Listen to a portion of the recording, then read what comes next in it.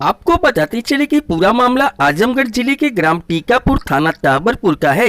श्रीमती कौशल्या देवी पत्नी अर्जुन निषाद ने स्थानीय थाने में 30 मई 2021 को समय करीब 7 बजे शाम को तहरीर दी कि मेरे पति व दीपक निषाद दवा लेने बाजार टीकापुर गए थे कि सीमा की अंडा की दुकान पर अंडा खाने लगे।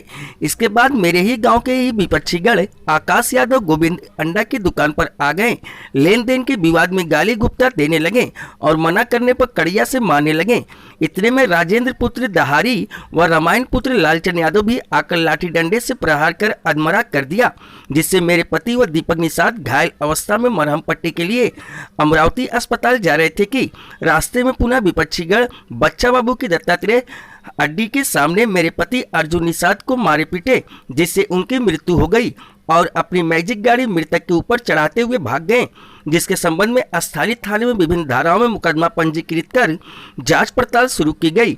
वहीं मुखबिर खास से सूचना प्राप्त हुई कि नामजद वांछित अभियुक्तगण इस समय अपने अपने घरों पर मौजूद हैं। गिरफ्तारी के डर से घर से कहीं चले गए थे, कुछ समय पहले घर वापस आ गए हैं। इस सूचना पर विश्वास करके पुलिस द्वारा अभियुक्तों के घर पर दबिश देकर घटना में शामिल आकाश यादव, गोविंद, राजेंद्र यादव, रामायण यादव निवासी टीकापुर थाना ताबरपुर को सुबह 5 बजे गिरफ्तार किया गया। तहबरपुर में एक गांव में दो पक्षों के बीच में अंडे की दुकान पर विवाद हो गया था और वापस बाद में इनमें आपस में मार पिटाई हुई।